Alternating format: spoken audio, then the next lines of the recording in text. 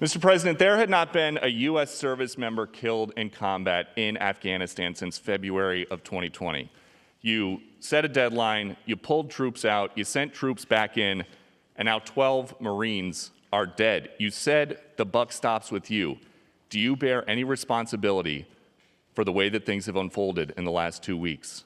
I bear responsibility for fundamentally all that's happened of late. But here's the deal. You know, I wish you'd one day say these things. You know as well as I do that the former president made a deal with the Taliban that he would get all American forces out of Afghanistan by May 1. In return, the commitment was made, and that was a year before.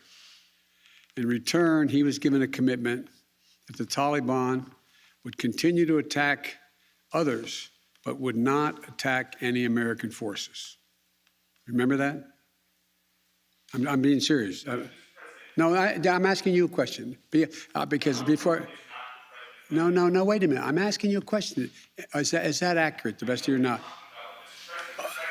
What? I don't think that's the issue that... do you think that people have an issue with pulling out of Afghanistan or just the way that things have happened? I think they have an issue that people are likely to get hurt.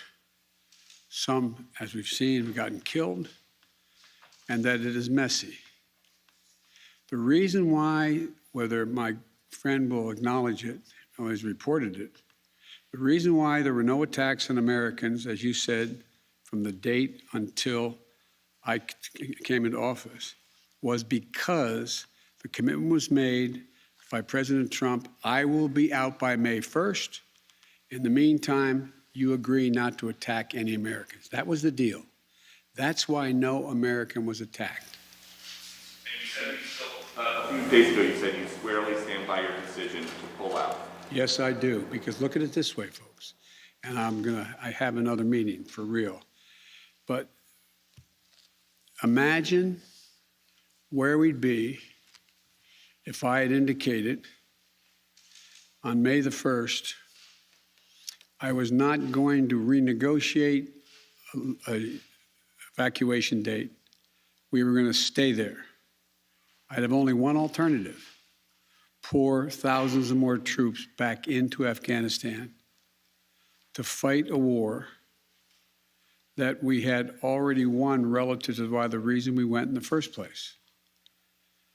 I have never been of the view that we should be sacrificing American lives to try to establish a democratic government in Afghanistan, a country that has never once in its entire history been a united country and is made up, I don't mean this in a derogatory, made up of different tribes who have never, ever gotten along with one another.